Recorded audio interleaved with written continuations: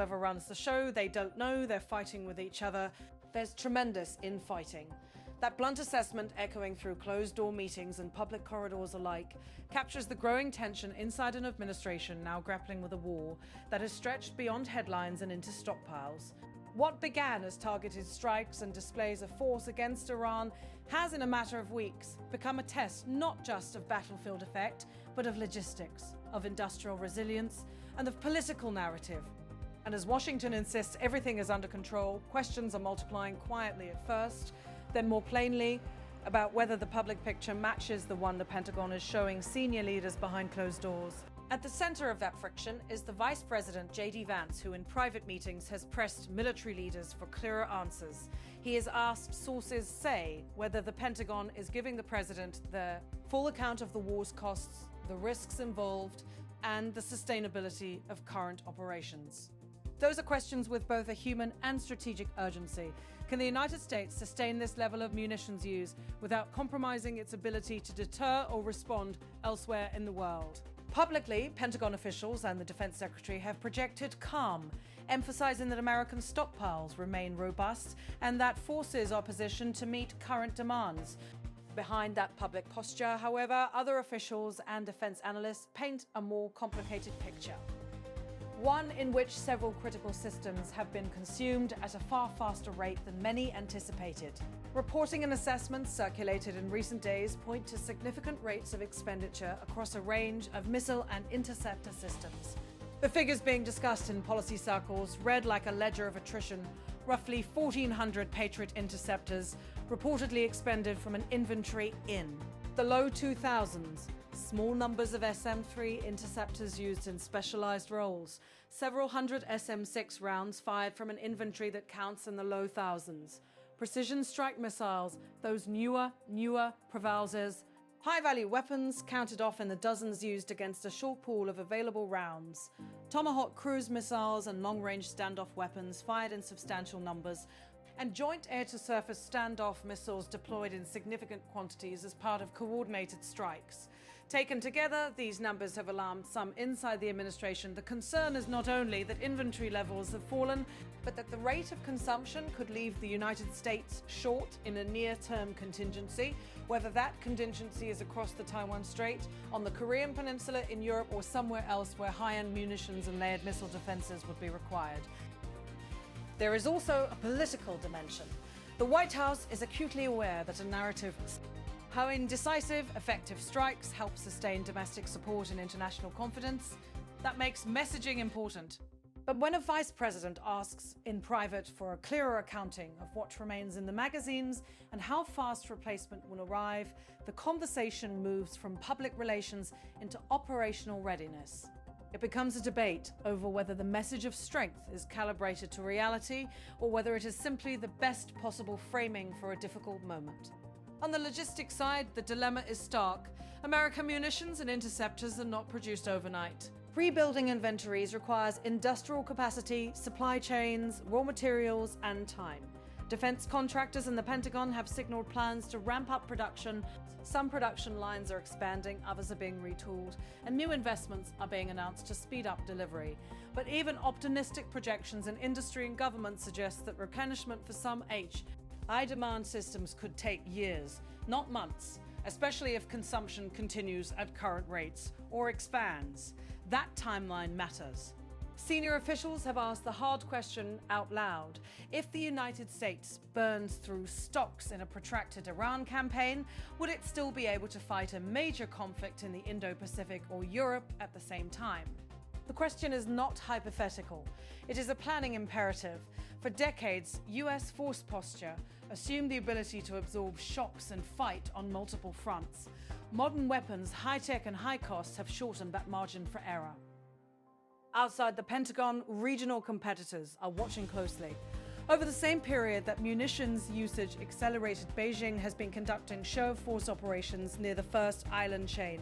Live-fire drills off Luzon, close-in carrier strike group maneuvers, and the visible deployment of large surface combatants have turned routine exercises into pointed strategic signaling. Warshi, Built to carry hundreds of vertical launch cells, platforms that can hold long-range anti-ship missiles, air defense interceptors, or hypersonic-capable weapons are being staged where Allied sensors cannot miss them. The optics of those maneuvers are intentional.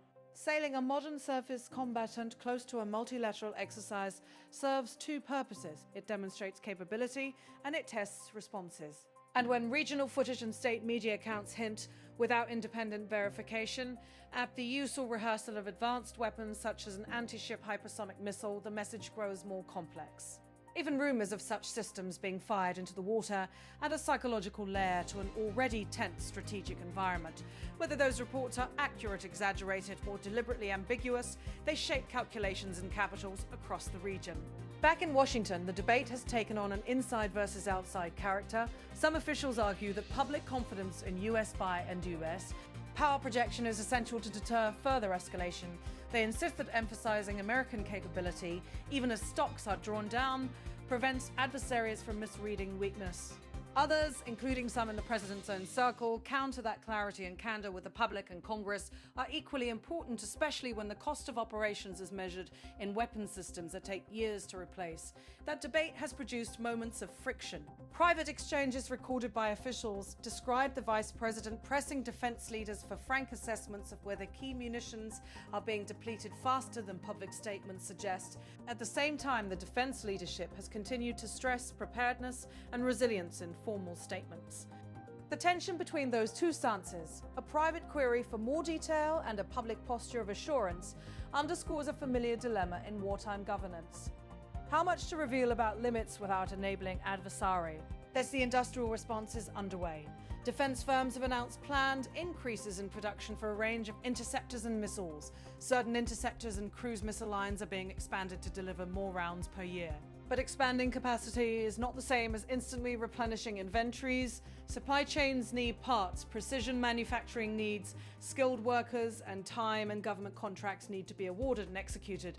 Analysts caution that even with sustained investment, bringing some systems back to pre-conflict levels could stretch into the better part of a multi-year horizon. That prospect reshapes strategic trade-offs. Commanders must consider whether to conserve high-value weapons for the most critical targets or to continue using them aggressively to achieve immediate operational effects. Policymakers must weigh demonstrating resolve through sustained strikes against the long-term requirement to keep a credible deterrent against other final adversaries.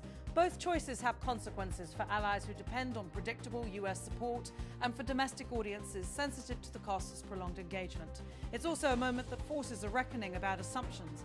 For years, defense planners warned about an erosion of stockpiles if the United States were to be drawn into a high-intensity fight. Those warnings have often been framed as worst-case scenarios, useful for budgetary planning and industrial policy, but not necessarily reflective of imminent crisis. Now, with a real-world conflict consuming munitions at a rapid clip, abstract warnings risk becoming operational constraints. The human element is central. For logistics officers and weapons managers do the math. How many interceptors remain in this depot? How many Tomahawks in that lot? How quickly can production lines be ramped? What is the bottleneck on a particular precision seeker or rocket motor? Those calculations are technical, granular, often buried in classified annexes, but they translate into policy in simple terms. The number of days a defense can sustain current operations, the number of weeks before stockpile shortfalls appear in decisive theaters, the months it might take to rebuild a critical baseline. The politics is no less consequential. Members of Congress, those who control budgets and confirm senior officials, are watching the debate about transparency closely. Some are calling for oversight and briefings to ensure that strategic decisions are informed by solid logistics. Others warn that publicizing limits could embolden adversaries. The result is a classic policy tension: secrecy versus accountability, prudence versus deterrence. And then there is messaging to the American public. In a democracy, wars are fought with public support as a necessary precondition. When leaders frame operations as decisive and short, expectations are managed differently than when the prospect of a long-term strain on resources is raised. Managing that gap between perception and reality is politically fraught. It is also consequential for recruitment, industrial workforce mobilization, and the broader resilience of the defense enterprise.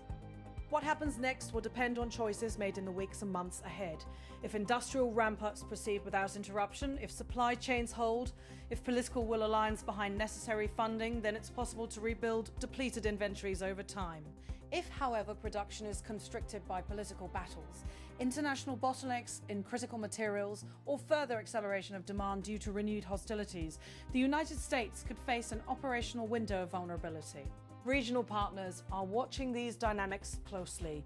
For allies in Asia and Europe, the question is whether the US can remain a steady provider of deterrence and defense in multiple theaters at once. For adversaries, the calculation is whether any perceived strain can be exploited, or whether the American industrial base will find a way to steady the balance. Strategic signaling, ship movements, live-fire drills, and even tightly edited state media footage plays into those judgments on both sides. Inside the administration, the immediate imperative is simple: get the facts straight. Not because candor is always politically expedient, but because strategic decisions unconstrained by accurate logistics are decisions made with blind spots. The Vice President's private questions reflect that imperative. A desire to know precisely how many interceptors, how many long-range missiles, how long before production can close the gap, and what risks remain if the conflict continues.